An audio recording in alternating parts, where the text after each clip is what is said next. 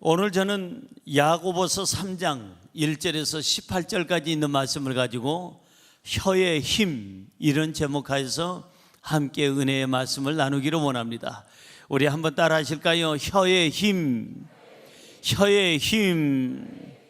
제가 일본에 선교사로 있을 때 일본 음식 가운데 잘 못 먹었던 음식이 3가지가 있습니다. 저한테는 잘 안 맞았어요. 나또라는 거 아시죠?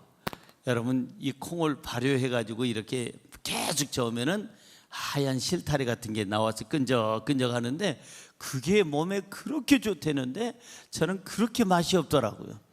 그래서 1년이 돼도 입맛이 별로, 걔는 먹고 싶지가 않고 3년이 돼도 4년이 돼도 못 먹었어요. 그 다음에 두 번째 뭘 제가 가까이 못했느냐 하면은 우메버시.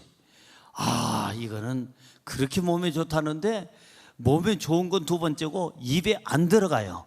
그래서 우메버시를 제가 몇 년 동안 못 먹었어요. 진짜 못 먹은 게 뭐냐면 소 혓바닥.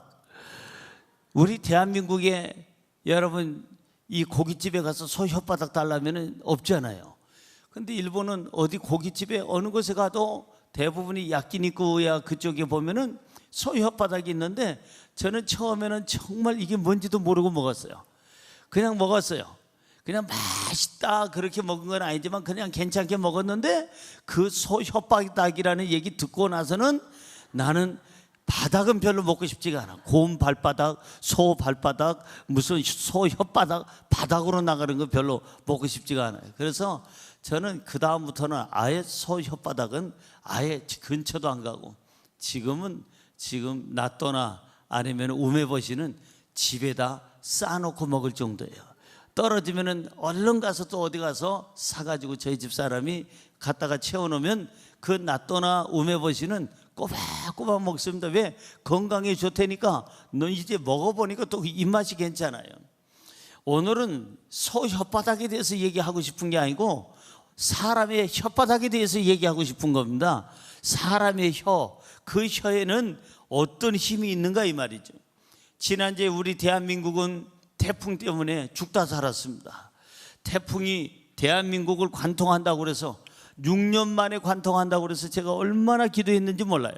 평상시에는 태풍 태자만 나오면 주여 오른쪽으로 비껴가게 하옵소서, 주여 왼쪽으로 비껴가게 하옵소서. 그래서 그 옆에 오른쪽 왼쪽에 있는 국가들은 저 때문에 조금 피해를 봤는지는 모르겠지만 어쨌든 간에 기도는 대한민국을 비껴가게 하옵소서 했더니 6년 동안 잘 비껴갔어요. 기도는 응답인 줄로 믿습니다. 여러분, 그렇게 기도했는데 이번엔 태풍을 비껴가게 하옵소서. 근데 제대로 온대네. 그냥 매일같이 비껴가게 하옵소서. 제대로 온대. 그래서 제가 기도를 조금 바꿨습니다. 주여, 이 태풍이 대한민국을 관통할 바에야 바람은 좀 약하고 피해는 덜 주고 그 대신 우리나라 지금 강수량이 50%가 안 돼서 지금 전국이 지금 폭염으로 너무나도 어렵사오니 비는 좀 뿌리게 하여 주시옵소서. 그렇게 됐을까요? 안 됐을까요? 안 됐으면 제가 이렇게 뭐 하려고 얘기하겠어요? 그래서 이번에 비가 부족했는데 비도 내리고 물론 조금 더 내려주고 가면 더 좋았을 텐데 아직도 부족하다는 얘기를 듣게 됩니다. 여러분, 이 태풍을 왜 무서워합니까? 태풍에는 힘이 있어요. 어마어마한 힘이 있으니까 태풍 태자만 들어도 사람들이 기겁을 한다 이 말이에요.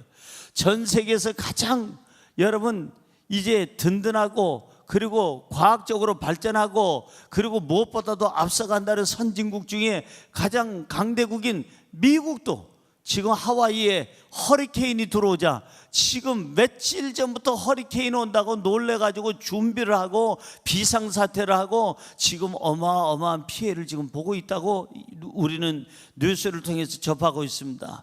여러분, 바람에는 무엇이 있을까요? 바람에 힘이 있어요. 그래서 그 바람의 힘을 풍력이라고 얘기합니다. 여러분, 전기에는 전기의 힘이 있어요. 그래서 그 힘을 전력이라고 얘기합니다.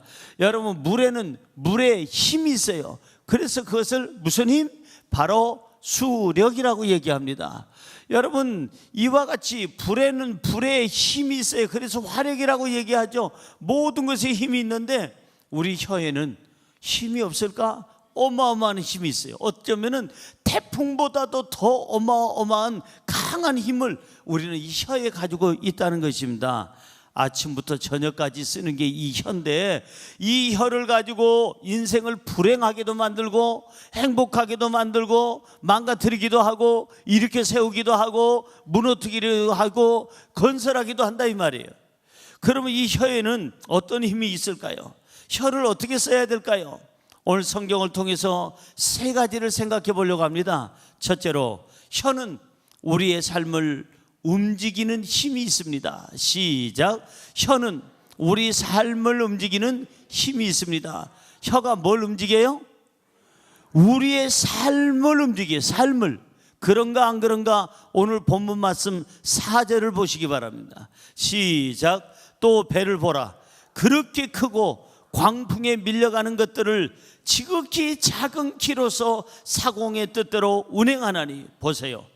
배가 있습니다. 큰 배가 있는데 이 배가 그냥 큰 광풍에 밀려가지고 그냥 정신없이 좌로 우로 흔들고 막 그냥 광풍으로 좌초되기 일보 직전까지 갔을 때 그 방향을 잡고 나가게 하는 게 뭐냐? 바로 지극히 작은 키라는 거예요.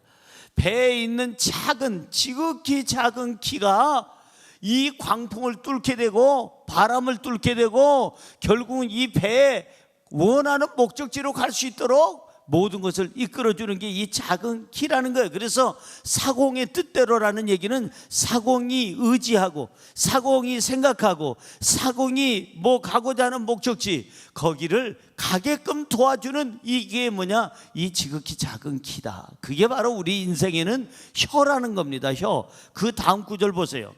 연결되어 있는 구절 5절 말씀. 자, 5절 읽습니다. 이와 같이 혀도 작은 지체로 돼 큰 것을 자랑하도다. 보라, 얼마나 작은 불이 얼마나 많은 나무를 태우는가. 여러분, 이 배에 대해서 얘기하고 광풍을 뚫게 지나가고 방향을 맞추고 목적지를 가게 하는 것이 바로 키라고 얘기하면서 이와 같이 우리 혀도 그렇다는 거예요. 혀도 이 작은 지체로 돼 큰 것을 자랑하고 큰 일을 행하고 큰 힘을 발휘해서 결국 우리의 삶의 방향을 가고자 하는 것을 맞춰 가게 하는 게 뭐냐? 혀라는 것입니다. 그래서 여러분, 혀를 잘 써야 돼요. 혀를 잘 써야 여러분들이 행복해져요. 자, 여러분들이 행복하기를 원한다면 지금부터 이 작은 키, 바로 내 인생의 방향을 맞추고 추진력을 가져오는 이 작은 키 혀에 여러분들이 행복이라는 것을 자꾸 고백해야 돼요. 따라할까요? 나는 행복합니다. 나는 너무 행복합니다. 그러는 순간 무슨 마음이 들어요? 행복한 마음이 들고, 그리고 내 인생이 불행했었는데 자꾸 행복하다고 이 작은 키를 사용을 했더니 이 혀가 행복하고 몇 번 놀렸더니 나를 행복한 자리에다가 앉혀놨다 이 말이에요. 내 방향을 그렇게 드는 거예요. 건강. 하나님, 내가 건강함을 감사합니다. 더 건강한 것을 감사합니다. 최고의 면역력을 주셔서 감사합니다. 최고의 체력을 주셔서 감사합니다. 저는 피곤을 모르고 피곤을 이길 수 있는 힘을 하나님께 얻었습니다. 이 자꾸 혀가 그걸 건강을 얘기했더니 조금 있다 보니까 나를 건강한 자리에다가 이 혀가 앉혀놨어요. 할렐루야. 이 바로 혀는 뭐냐? 우리의 삶을 움직여요.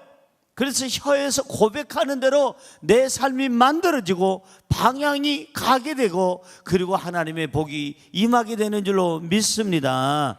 그래서 이 혀는 정말 잘 써야 돼요. 오늘 성경 본문에 보니까 혀를 잘못 쓰면 어떻게 되고 혀를 잘 쓰면 어떻게 되는가가 나옵니다. 먼저 혀를 잘못 쓰면 어떻게 되는지 본문 말씀 16절을 보세요. 자, 16절 시작. 시기와 다툼이 있는 곳에는 혼란과 모든 악한 일이 있음이라. 자, 이 혀에 대해서 쭉 얘기하다가 16절에 보니까 혀를 잘못 쓰면 시기가 가득한 곳을 만들어지고 다툼이 일어나고, 혀를 잘못 쓰면 혼란이 생기고, 혀를 잘못 쓰면 악한 곳으로 혀가 인도한다고 그랬어요. 그러니까 여러분들이 생각 없이 하는 말은 인생을 크게 문제를 일으킬 수가 있어요. 큰 파도와 부딪혀서 좌초할 수도 있고 망망대해에서 침몰할 수도 있는 거예요. 그런 거로 인생을 살 때 이 말을 잘못하면 안 된다는 거예요. 혀를 잘 써야 된다는 겁니다. 여러분의 혀가 건강하십니까? 건강한지 한 번도 확인 안 해보셨잖아요. 칫솔질 할 때 혀를 쫙 빼보면은 혀 상태로 보면은 내 건강 상태가 보인다 하지 않습니까?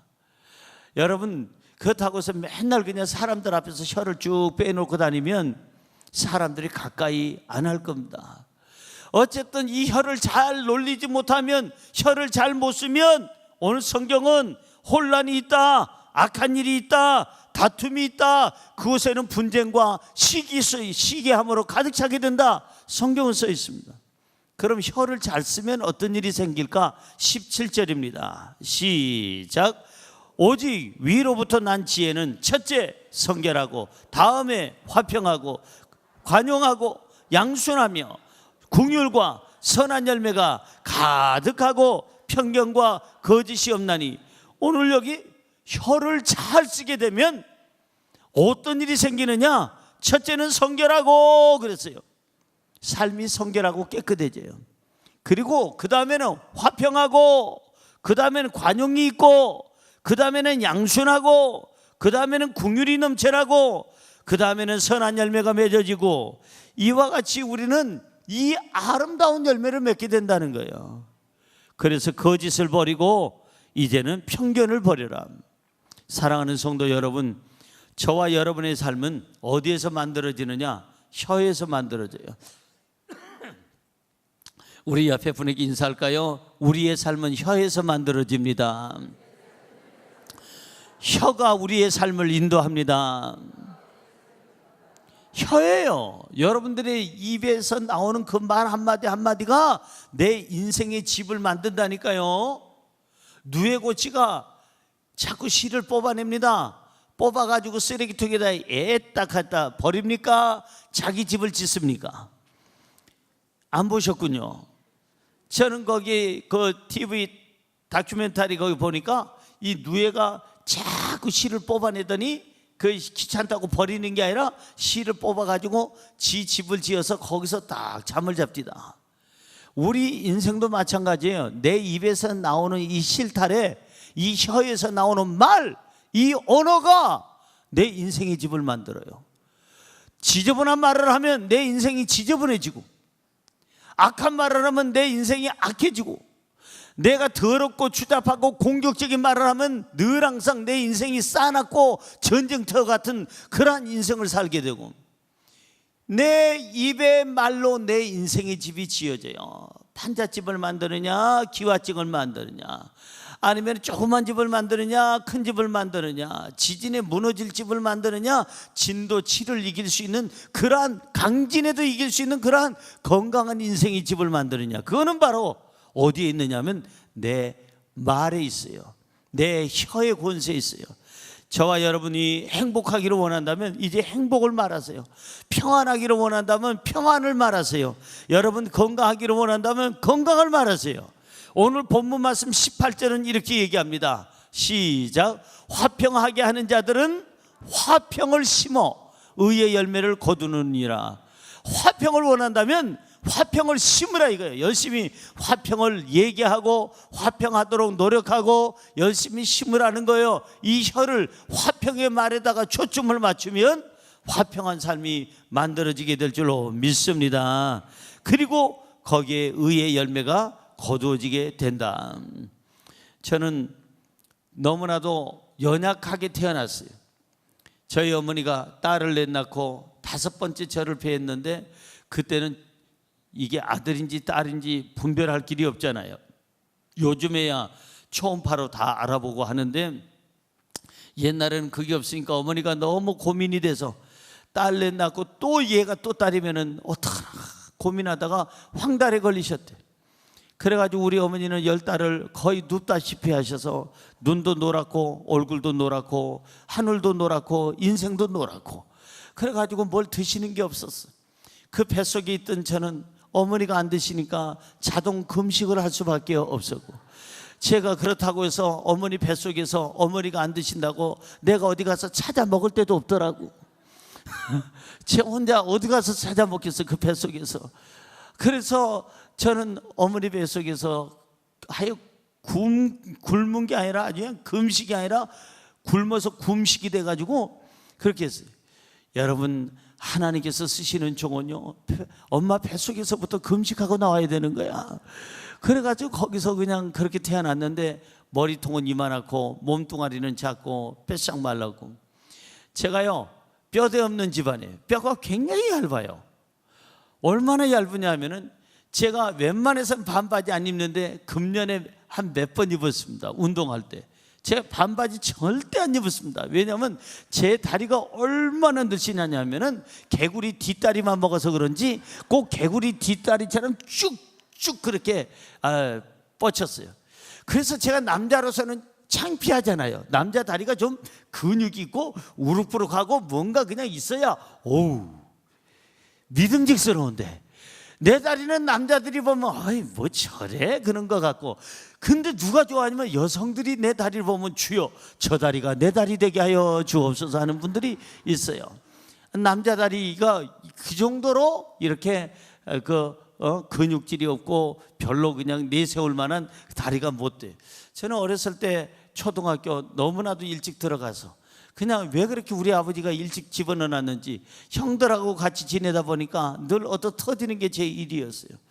나가서 애들은 전쟁놀이 하고 나가서 무등타기 하고 가서 그냥 별짓을 다 하는데, 나는 우리 집에서 누님들하고 고무줄 넘기나 하고 앉았고, 인형 옷 갈아입히기나 하고, 그날 공깃돌 따먹기나 하고 앉았고. 그래서 지금도 우리 집에 여성들이 많아서 그런지 제가 여성교회 가서 여성 금식성의 오살리에서 가서 강사로 가면 그렇게 편해 내가. 근데 남성 금식성에 가면 그렇게 불편할 수가 없어요. 또 그 태어날 때 그 성장 과정이 그래서 그런가 봐요. 근데 어쨌든 간에 저는 누나들이 많고 여동생이 많다 보니까 어디 가서 수줍음을 잘 타고 부끄러움을 잘 타고 누구하고 말도 제대로 못하고 참 내성적이고, 제가 생각해봐도 운동은 누가 끼워주질 않고, 고등학교 2학년 때까지 제가 축구를 해본 적이 없어요. 농구, 배구 해본 적이, 끼워주질 않아. 왜? 너무 키가 작으니까, 1번이니까. 그러니까 지네들 운동할 때 나한테 책가방 보래.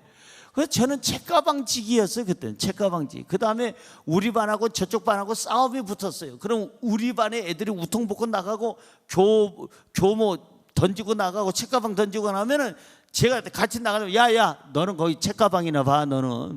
저는 책가방을 보고 있으면 저쪽 반에 애도 책가방 보는 애가 하나 있더라고. 걔하고 나하고 뭐냐, 눈싸움은 어이구 그냥 요러고만 있는 거야. 걔하고 나하고는 하나도 치고받고 하는 게 없어요. 여러분, 저는 제가 가만히 봐도 한심하고 성격인 내성적인데다가 거기다가 뭐 키가 커, 거기다가 좀 근육질이야, 좀 남자답게 생긴 것도 없어. 저는 고등학교 2학년 때까지 나 자신에 대해서 자신감이 없었어요. 그런데 성령 세례받고 성령 안에서 내 삶이 변화되고, 그리고 성령 안에서 말이 변화되기 시작했어요. 나는 할 수 있다, 하면 된다, 해보자, 내게 능력 주신 자 안에서 나는 모든 것이 가능하다, 미션이다 하고 말이 바뀌기 시작하고, 하나님 오늘은 한국을, 내일은 세계를 땅끝까지 복음 전하는 능력 있는 종이 되게 하여 주시옵소서. 비행기 타는 게 지긋지긋하게 타게 하여 주옵소서. 그랬더니 하나님이 이 말의 고백대로 저를 내적으로나 육적으로나 모든 면을 강건하게 하셔서 고3 때 저를 울릉도 호박엿 우리 엿장수 아저씨가 맘먹고 늘리듯이 하나님이 저를 늘려주셔서 21번 하고 졸업한 사람이에요. 그런데 초등학교 때 그렇게 57번 하던 우리 명성훈 목사가 지금은 저보다 작아. 1번이 57번을 내려다봐. 그래서 성경은 진리예요. 먼저 된 자가 나중되고 나중된 자가 먼저 되느니라. 얼마나 진리인지 몰라. 우리 그 친구는 너무 일찍 성장을 했고, 저는 고등학교 3학년 때 성장하기 시작했고, 그래서 22살까지 성장을 하더라고요. 사랑하는 성도 여러분, 저는 이렇게 연약하고 부족하게 태어났는데 언제부터 바뀌게 됐느냐? 성령 세례 받고 성령 충만 받고 뭐가 바뀐 다음부터 언어가, 말이, 오직 성령이 너희에게 임하시면 너희가 권능을 받고 예루살렘과 유대와 사마리아와 땅끝까지 이르러 내 증인이 되리라. 그 마가의 다락방에 성령의 역사하심이 각 사람의 불과 같이 머리머리 임하더니 그들이 첫 번째 변화된 게 뭐냐? 언어예요. 그들이 성령의 말하게 하심을 따라 그들이 방언을 했다고 그랬어요. 제가 성령 받고 제일 처음에 달라진 게 뭐냐? 언어입니다. 나는 늘 항상 내성적이고 그리고 늘 항상 나 같은 게 뭘 하겠어 이런 생각을 가졌는데 성령 받고 나니까 성령 안에서 나는 할 수 있다. 성령님이 도와주시면 할 수 있다. 그래서 고3 때 배구하는 데 가서 끼게 되고 축구하는 데 끼게 되고 탁구하는 데 끼게 되고 여기저기 운동하는 데 끼다 보니까 아, 나도 운동신경이 있구나, 제법 한다는 얘기를 듣게 됐어요. 사랑하는 성도 여러분, 저와 여러분의 인생이 바뀌려면 먼저 바뀌어야 될 게 뭐냐? 언어예요. 여러분의 말이에요. 여러분들이 말이 바뀌면, 여러분의 혀의 고백이 바뀌면 우리 인생이 바뀌게 될 줄로 믿습니다. 불행을 쫓아내고 이제는 행복을 얘기하세요. 여러분들의 모든 절망을 쫓아내고 소망을 얘기하세요. 여러분 가난을 쫓아내고 부유함을 얘기하세요. 이제부터 여러분들이 자꾸 부유함을 얘기하면 이 혀의 그 고백대로 나도 모르게 그 혀가 나를 부유한 자리로 앉혀놔서 모든 면이 만족하게 하고 자족하게 하고 그리고 베풀 수 있는 마음의 여유까지 주는 줄로 믿습니다. 삶을 바꾸고 싶습니까? 말을 바꾸세요. 혀의 권세를 믿고 여러분들이 이제부터 믿음의 말, 긍정적인 말, 창조적인 말, 그리고 하나님이 주시는 신앙의 말을 하면 저와 여러분의 인생이 그 말대로 바뀌게 될 줄로 믿습니다. 두 번째로, 혀는 사람을 살리기도 하고 죽이기도 하는 힘이 있습니다. 시작. 혀는 사람을 살리기도 하고 죽이기도 하는 힘이 있습니다. 믿어지시면 아멘. 진짜 그럴까요? 혀가 사람을 살리기도 하고 죽이기도 할까요? 본문 말씀 6절 보세요. 6절 시작. 혀는 곧 불이요 불의의 세계라. 혀는 우리의 지체 중에서 온몸을 더럽히고 삶의 수레바퀴를 불사르나니 그 사르는 것이 지옥불에서 나느니라. 잘 보세요. 혀는 뭐라고요? 불이래요. 혀가. 혀는 곧 불이요. 불은 뭐예요? 막 태워요. 오늘 여기 성경 보니까 뭘 태우느냐 하면은 우리의 삶의 수레바퀴. 수레바퀴는 내가 태어나서 죽을 때까지 내 삶의 발자취를 얘기하는데 내 삶을 그냥 잘못된 혀를 놀리면 막 태워버린다 이거예요. 삶이 죽어요. 삶이 숯덩어리가 되는 거예요. 그래서 저와 여러분이 오늘부터 정말 달라져야 될 게 뭐냐면 믿음의 사람은 혀를 다스려야 돼요. 믿음의 사람은 혀의 권세를 믿고 여러분들이 말을 잘해야 인생이 바뀌게 될 줄로 믿습니다. 자, 그래서 우리 생애를 불태우지 않도록 온전하게 이 혀를 잘 써야 되는데 이 불이라는 것은 잘 쓰면 유익하고 잘못 쓰면 무익한 게 아니라 회롭고 사람을 태워 죽이기도 하는 것입니다. 그래서 이 불은 잘 써야 됩니다. 이 혀는 잘 써야 돼요. 그래서 이 혀를 잘 쓰면 나도 살고 이웃도 살고, 이 혀를 잘못 쓰면 나도 불태워버리고 다른 사람의 인생도 불태워버리는 거예요. 죽여버리는 겁니다. 그래서 생각 없이 하는 말은 위험한 거예요. 화가 났을 때 분이 넘쳐나서 하는 말은 위험한 거예요. 지금 신앙이 없을 때 인간적인 생각이 가득할 때 하는 말은 위험한 거예요. 그래서 여러분, 말은 많이 안 하는 게 좋아요. 성경으로 돌아가 볼까요? 본문 말씀 1절 보세요. 아주 귀한 말씀이 있습니다. 시작. 내 형제들아, 너희는 선생된 우리가 더 큰 심판을 받을 줄 알고 선생이 많이 되지 말라. 여기 성경에 보니까 선생된 우리가 자꾸 말을 가르치고 누구를 흉계하고 교훈하고 그러는 그런 사람들, 그런 선생된 우리가 더 큰 심판을 받는다. 왜? 말한 대로 살지 못했으니까. 말은 많이 하면서 말에 대한 실천이 없으니까 심판을 받는다. 이게 더 큰 심판을 받는다는 거예요. 그래서 성경은 아까 뭐가 많이 되지 말라고 그랬어요? 선생이 많이 되지 말래요. 선생은 늘 가르치잖아요. 가르쳐요. 여러분 자꾸 사람 가르치는 것이 그게 좋은 게 아니에요. 저는 제가 설교자니까 설교 때 그러지만 웬만하면 서로 대화하면서는 안 가르치려고 합니다. 제가 이렇게 하세요 저렇게 하세요 잘합니다. 좋은 상담자는 이러세요 저러세요가 아니라 많이 듣는 거예요. 제가 학교 다닐 때 4년 동안 신학 공부를 할 때 제가 제일 좋아했던 게 철학하고 심리학 상담학이었습니다. 이 심리학 상담학을 제가 좋아했는데 아주 훌륭한 상담을 해주는 분은 누구냐? 말 많이 하는 게 아니에요. 조용히 들어주는 것. 그렇군요. 그래가지고요, 세상에 어떻게 그래서 거기서 어떻게 된 거예요? 요것만 중간중간에 말할 때 분위기만 그것만 띄워주면 최고의 상담자예요. 그런데 상담하면은요, 상담하러 온 사람한테 가르쳐야 된다고 생각해. 상담 받는 사람한테 자꾸 뭔가 그러지 말아요. 남편이 화낼만 하죠. 당신한테 이런 문제가 있잖아요. 글쎄 남편을 아내를 그렇게 하면 자식을 그렇게 기르는 게 아니에요. 부모한테 그러면 아니죠. 그게 문제라니까요. 이게 저게 문제요. 그러면 그 사람이 이렇게 얘기합니다. 저도 문제인 거 압니다. 그러니까 찾아왔잖아요. 문제인 거 아니까 어떻게 해야 이게 되는지 방법은 안 가르치고 나한테 자꾸 문제라고만 하니까 이거 열만 받네요. 상담하러 갔다가 열받고 와요. 근데 제가 상담을 진짜 잘할 때가 있었어요. 어느 때냐면은요, 그냥 1시간을 들어주는 거예요. 계속. 글쎄 내가요, 최아무개 씨가 나를 좋아할 때 그 사람 따라가서 결혼했어야 되는데 이게 이ven수가 중간에 끼어가지고 나를 채가는 바람에 이ven수하고 엮여가지고 내 인생이 이렇게 엮어졌어요. 세상에 그랬군요. 그 최 씨가 굉장히 사람 좋았나 봐요. 이렇게만 얘기하는 거예요, 상담자는. 그 최 씨는요, 그냥 최 씨 앉으면 풀이 안 난다는데 그분은요, 풀이 뭐예요? 그냥 그 시냇가의 풀밭 같았어요. 잘나고 너무나 사람 좋았어요. 최 씨 중에 최고요, 우리나라 중에 최고였는데 이 왼수가 끼어들어서 나한테 자꾸 그냥 매일 아침 저녁으로 찾아오는 바람에 여기 끼어들었어요. 그래가지고 세상에 어쩌다가 끼어든 거예요. 그래서 살다가 지금 막 부딪혀요. 그러세요. 부딪힐 때 뭐 가지고 주로 부딪히세요? 요 중간중간에 다리만 연결고리만 해주면요, 이분이 얘기 다 하다가 남편 욕 실컷 45분 하고 나머지 5분 동안은 어떻게 하느냐. 너무 제 남편 욕만 해서 미안해요, 목사님.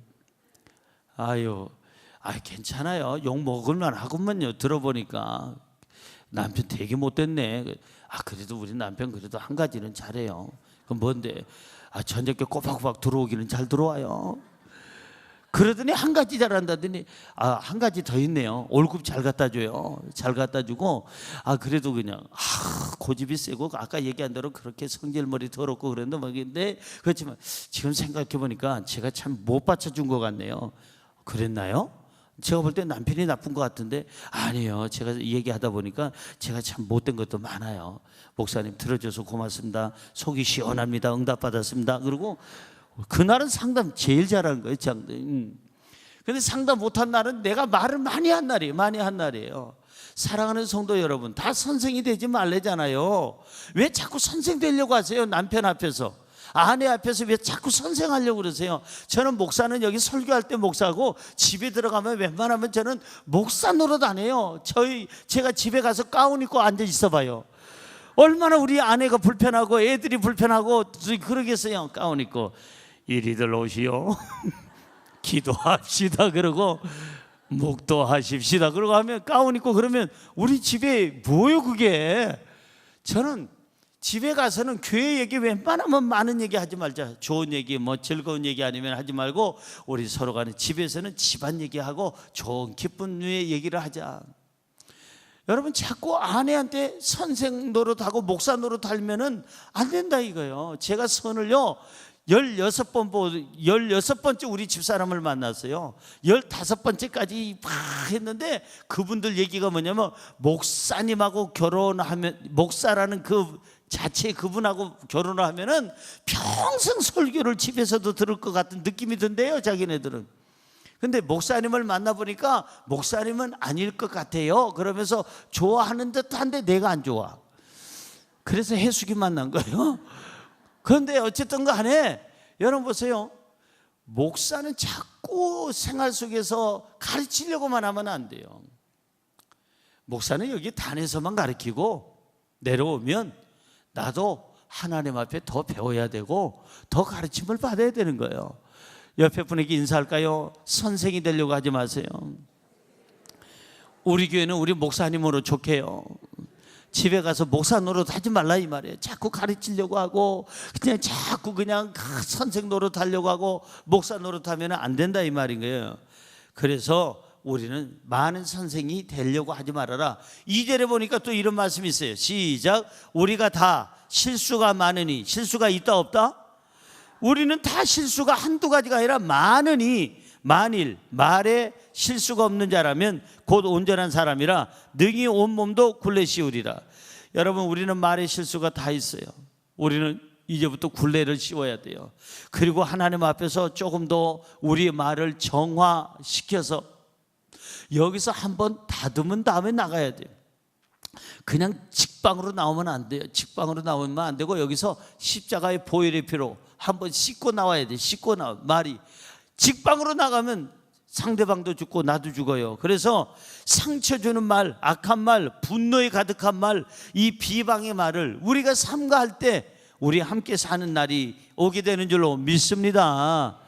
중요한 성경 구절이 있어요. 이거는 꼭 기억하세요. 잠언서 12장 18절. 우리의 혀의 말이 얼마나 중요한 역할인지 오늘 잠언서 12장 18절 시작. 칼로 찌름같이 함부로 말하는 자가 있거니와 지혜로운 자의 혀는 양약과 같으니라. 한 번 더요. 칼로 찌름같이 함부로 말하는 자가 있거니와 지혜로운 자의 혀는 양약과 같으니라. 믿어지시면 아멘. 여러분, 여기 보니까 혀를 사용하는데 잘못 혀를 사용하면 칼로 사람을 찔러서 죽이는 것처럼 함부로 말하는 자가 있다 이 말이에요.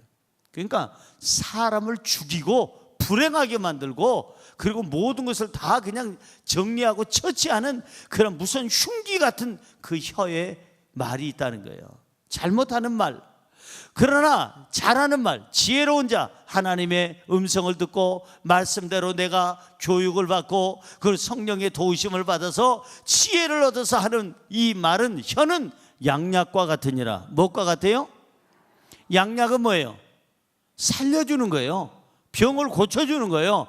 그 사람을 회복시켜주는 거예요. 그 사람을 건강하게 만들어주는 거예요.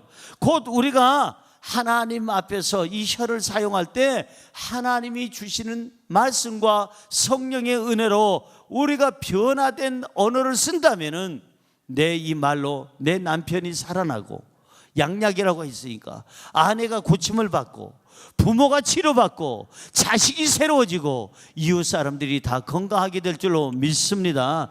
말하는 나 자신도 건강하고 이 말을, 양약 같은 말, 치료하는 말을 듣는 사람들도 함께 건강하게 될 줄로 믿습니다.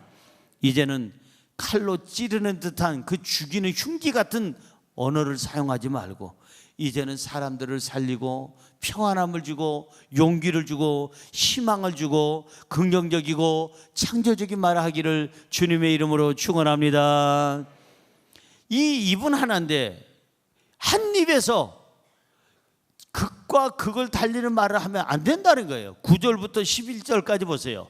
이거 아주 중요한 메시지인데요. 시작. 이것으로 우리가 주 아버지를 찬송하고 또 이것으로 하나님의 형상대로 지음을 받은 사람을 저주하나니 한 입에서 찬송과 저주가 나오는도다. 내 형제들아, 이것이 마땅하다? 마땅하지 아니하니라. 샘이 한 구멍에서 어찌 단물과 쓴물을 내겠느냐. 맞아요, 안 맞아요? 맞는 말씀, 지당하신 말씀, 합당한 말씀, 진리의 말씀, 올바른 말씀이에요. 보세요. 어떻게 한 입을 가지고 이 입에서 모든 영광 하나님께 하다가 5분도 안 돼가지고 자식한테 야이 개 아니 믿음의 자식한테 또 믿음의 성도들한테 오 할렐루야 하나님을 찬양합니다 예수 이름으로 주님을 찬양합니다 찬양 한참 하다가 갑자기 그냥 택시기다 야 눈깔 그럼 되겠느냐 이 말이에요. 성경은 지금 그 얘기를 하는 거예요. 제가 그 얘기를 하고 싶어서가 아니라 이 얘기가 써 있어요. 왜 한 입 가지고 찬송도 하고 하나님의 형상을 입은 믿음의 사람들한테 저주를 하느냐 이거예요. 한 입 가지고 찬송하고 저주가 나오는도다. 이것이 마땅치 않다. 샘의 한 구멍에서 어찌 단물과 쓴물을 같이 낼 수 있느냐. 쓴물을 내든지 단물을 내든지 둘 중에 하나를 내지 한 샘에서 쓴물과 단물이 동시에 나오지는 않는다. 성경은 이렇게 얘기하고 있어요. 잘 들으셨나요? 잘 읽으셨나요? 이 한 입 가지고 찬양하다가 오 주여 찬양합니다 하나님 사랑합니다 그러다 갑자기 그냥 아들내미 보고 너이 하고 이러지 말라 이거예요. 이제는 한 입 가지고 단물을 냈으면 단물만 내야지. 그러면 쓴물 내도 될까요? 그럼 자식한테 쓴물 내고 여기 아주 하나님 앞에 쓴물 냈다가는 얻어 터져요. 단물을 내야지. 사랑하는 성도 여러분 따라 하십시다. 내 입으로는 오늘부터 사람 죽이는 일 안 하겠습니다. 오늘부터는 내 입으로 사람 살리는데 쓰임 받겠습니다. 그럴 사람만 아멘. 이 혀를 가지고 사람을 살리기를 주의 이름으로 축원합니다. 마지막으로 세 번째, 혀는 길들여져야 합니다. 시작. 혀는 길들여져야 합니다. 혀는 어떻게 돼야 된다고요? 길들여져야 해요. 근데 길들여질까요? 안 들여질까요? 여러분 내 의지 가지고는 안 들여져. 그 성격 어디 갑니까? 그 쓰던 말 어디 갑니까? 안 돼.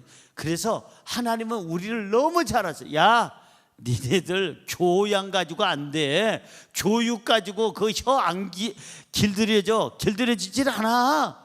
너 철학 가지고 너 어떤 뭘 가지고 공부해 가지고 혀 절대 길들일 수 없어. 성경에 써 있어요. 자 8절입니다. 본문 말씀 8절 시작. 혀는 능히 길들일 사람이 없나니 쉬지 아니하는 악이요 죽이는 독이 가득한 것이라. 보세요. 혀는 능히 길들일 사람이 있다 없다? 교양으로 안 돼요. 무엇으로도 안 돼. 오직 하나님의 말씀과 성령이 오셔서 우리를 깨닫게 해주시고 우리를 바르게 하시고 우리를 용서하시고 우리를 새롭게 해서 예수 그리스도 안에서 성화된 삶을 살게 할 때 그때 바로 우리의 입술이 혀가 달라지게 될 줄로 믿습니다. 여러분 치매 환자가 굉장히 무서운 겁니다. 바라기는 기도하기는 저와 여러분은 평생에 치매를 모르고 평생 120세까지 살기를 건강하기를 주의 이름으로 축원합니다. 아멘 하는 자에게 그 일이 있을지어다. 저도 아멘입니다. 자 그런데 치매가 왜 무서우냐면 과거를 다 잊어버려요. 자기 삶을 잊어버려요. 남편을 못 알아봐요. 아내를 못 알아봐요. 자식이 왔는데 누구세요? 어머니 저예요. 그 아들한테 누구시라고요? 저 큰아들, 둘째, 셋째, 그 막내딸 왜들 그러세요? 모르겠는데요. 여러분 치매가 무서운 게 그건데요. 이상한 게 딱 하나 있어요. 특징적인 게 평상시에 쓰던 말 중에 가장 많이 쓰던 말 한두 단어는 기억나요. 그걸 써요. 치매 환자 가서 여러분 신방에 보면요 자기 쓰는 말이 있어요. 제가 말씀드렸잖아요. 제 집사람의 이모 되시는 분인데 치매가 좀 많이 오셔가지고 제가 거기 병원에 찾아갔어요. 둘이 찾아갔는데 이모님이 조카 딸을 못 알아보는 거예요. 저도 못 알아봐요. 아니 세상에 저를 못 알아보다니 이럴 수가 있나. 저 신목사예요. 아무리 여기서 저희 집사람이 저예요 해숙이 아무리 얘기해도 못 알아. 누구세요? 근데 놀라운 것은 그 권사님에게, 그 이모님에게 쓰는 말이 정해졌어요. 그냥 딱 이 말만 해요. 아유, 예수 믿으세요, 은혜 받으세요, 건강하세요. 요 세 마디만 해요. 예수 믿으세요, 은혜 받으세요, 건강하세요. 이분이 신림동에서 지역장을 오랫동안 하시고 권사님을 하시고 남편이 장로님이셨기 때문에 늘 항상 성도들에게 하는 말이 그게 뭐냐면 은혜 받으세요, 예수 잘 믿으세요, 그리고 건강하세요. 이게 그냥 입에 평상시 쓰던 말이에요. 그런가 하면 어떤 분은 그렇게 거룩하게 멋지게 산 분 같았는데 신문 기자하고 방송 기자가 찾아갔어요. 그분이 약간 치매에 있다고 해가지고 그 산속을 찾아가서 그분에게 갔는데 그 성자처럼 살던 분이 입에서 막 그냥 그런 게 막 나오는 거예요. 쌍시옷에다가 그냥 이 미음에 밑에 붙인 거에다가 막 해서 막 그래서 기자들이 놀란 거예요. 찾아갔던 사람들이 이분은 한국의 대표적인 성자인 줄 알았는데 어쩌면 이렇게 욕을 할까. 그러니까 그분이 어떤 그 장로한테 너무 목회를 하면서 힘들었던 게 그게 남아가지고 집에 가서는 그냥 화장실에서 계속 그걸 욕을 했던 모양이야. 그게 이제 그분이 치매가 걸리니까 그게 나오는 거예요. 그러니까 여러분, 치매 걸릴 일은 없겠지만 절대 조심해야 될 게 지금 쓰는 말이 나중에 늙어서도 나올 수 있다는 거예요. 옆에 분에게 인사할까요? 지금 조심해야 나중에 망신 안 당해요. 시작. 지금 조심해야 나중에 망신 안 당하는 거예요. 그러니까 절대 여러분, 자동차도 길을 잘 들이면은요 오래 씁니다. 우리 성도님 한 분 가운데 30년 가까이 그 현대차를 타고 있는데 그 차를 제가 한번 탔는데 세상에 이건 단종된 지도 10몇 년이 되고 그런데 그걸 타고 다니더라고요. 30년 가까이. 아니, 세상 현대그룹의 회장님이 오셔서 이분에게 상 줘야 될 분이에요. 수십만 킬로를 뛰었어요. 많이도 뛰었어. 올해도 탔지만 많이도 뛰었어. 이분 전국구예요. 이야, 훌륭합니다. 근데요, 얼마나 소리도, 엔진 소리도 좋고 나가는 속도도 좋고 다 좋은지 너무 훌륭해. 알고 보니까 이분이 너무나도 점잖게 처음부터 길들인 거예요. 어떤 분은요, 자동차 사자마자 고장나는 분들이 있어요. 왜? 시동, 겨울에 영하 12도인데 부릉 걸자마자 그냥 쉥! 여러분, 사람이요 깨어난 다음에 1시간쯤 지나야 이 뇌가 최고로 정상화된답니다. 1시간 되기 전에는 내 눈이 희미하다 그리고 맹하다는 거예요. 그래서 깨우자마자 일어나 뛰어 그래. 일어나자마자 뛰는 사람 없다 이 말이에요. 몸이 말을 안 들어 그렇게. 근데 자동차 시동도 우리 교회 제발 봉고차 우리 교회 차 좀 아껴요. 아껴 좀. 지하 7층에다 세워놨는데 겨울에도 그냥 시동 뺑 걸자마자 7층을 그냥 지하 7층에서부터 어이구 잘났어. 그러니 고장나지. 맨날 여기저기 다쳐가지고 깨져가지고 앞에 깨져 뒤에 깨져. 우리 그냥 봉고차가 눈탱이가 밤탱이가 되고 옆구리가 찔려서 그냥 어디서 그냥 푹 패이고 말이지. 교회 차를 아껴야죠.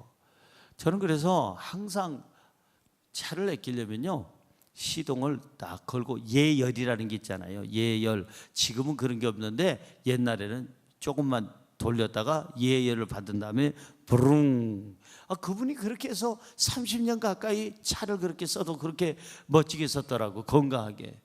우리도 마찬가지예요. 이 지금 아무리 스마트 키지만은 부릉 보통식이지만은 그리고 나서 한 30초 최하 30초는 얘가 기지개 좀 펴고 준비 좀 하고 워밍업도 하고 스트레칭도 할 수 있는 기회를 줘야지.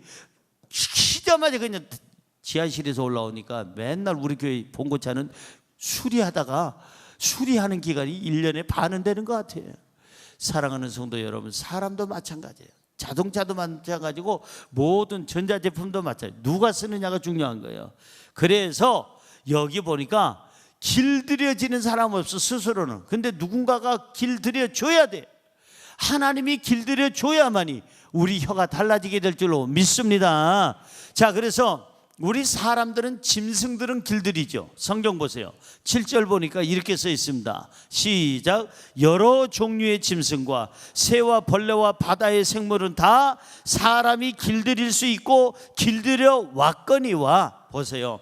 새들도 짐승도 벌레도 바닷속에 있는 어류들도 사람들이 다 길들일 수도 있고 길들여 왔거니와. 그러니까 사람들이 모든 짐승들을 길들였어요. 돌고래 같은 것도 길들이잖아요.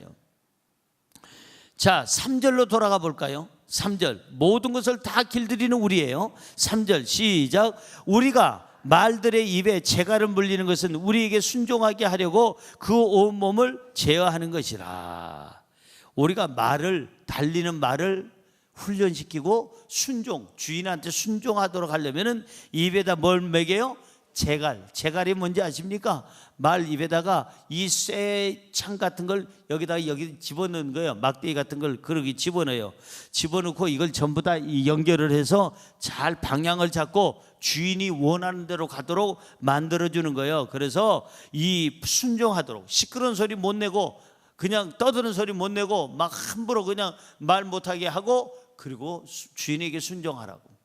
우리도 마찬가지입니다. 사람에게 상처 주고 아픔을 주고 하나님께 영광이 되지 아니하고 불행을 만드는 사람에게는 뭘 물려라?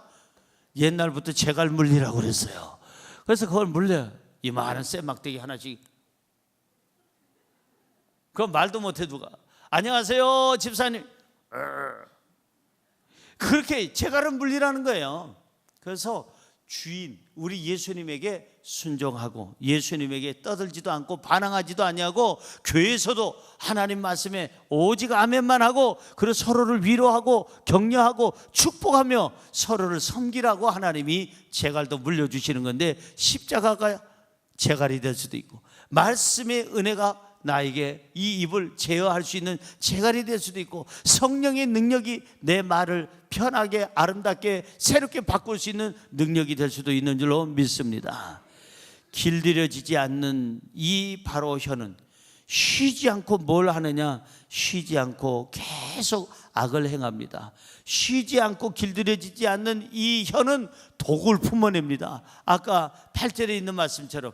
그래서 길들여지지 않는 이 혀는 무기예요. 병기, 무기, 가장 핵무기보다 무서운 무기예요. 사람을 죽여요. 그리고 사람을 그냥 좌초하게끔 만들어요. 길들여져야 돼요. 말씀으로 길들여지고 성령으로 길들여지고 주님의 성품으로 길들여지고 날마다 우리는 새로워져야 될 줄로 믿습니다. 마지막으로 한 구절 읽겠습니다. 시편 141편 3절입니다. 시작. 여호와여 내 입에 파수꾼을 세우시고 내 입술의 문을 지키소서. 하나님 내 입에 파수꾼을 세워서 헛된 말이 안 나오게 하옵소서. 헛된 말이 나오려고 하면 이 파수꾼이 집어넣고 정리하고 그럼 못 나오게 하고 그리고 그래서 내 입술의 문을 지키소서. 여러분 입술의 문을 지키시기 바랍니다. 우리는 지금부터 혀를요 잘 써야 됩니다. 하나님의 사람이 이 혀를 함부로 놀리면 하나님 망신, 자기 망신, 합동 망신이에요. 직장에서나 가정에서나 사회에서나 교회에서나 이제는 사람 죽이는 말을 하지 말고 사람 살리고 불행한 말을 하지 말고 행복한 말을 하고 절망의 말을 하지 말고 희망의 말을 해서 불신앙의 말을 하지 말고 신앙의 말을 해서 하나님께 영광되고 모든 사람들에게 은혜와 덕을 끼치기를 주님의 이름으로 축원합니다. 축원합니다. 기도하겠습니다. 하나님 그렇습니다. 혀에는 힘이 있습니다. 혀는 우리 삶을 움직이는 힘이 있습니다. 혀는 사람을 살리기도 하고 죽이기도 하는 힘이 있습니다. 주여 말씀과 성령으로 예수 그리스도의 보혈의 피로 우리의 혀를 길들여 주셔서 바로 쓰게 하여 주옵시고 살리는 데 쓰임받게 하여 주옵소서. 예수님의 이름으로 기도드리옵나이다. 아멘.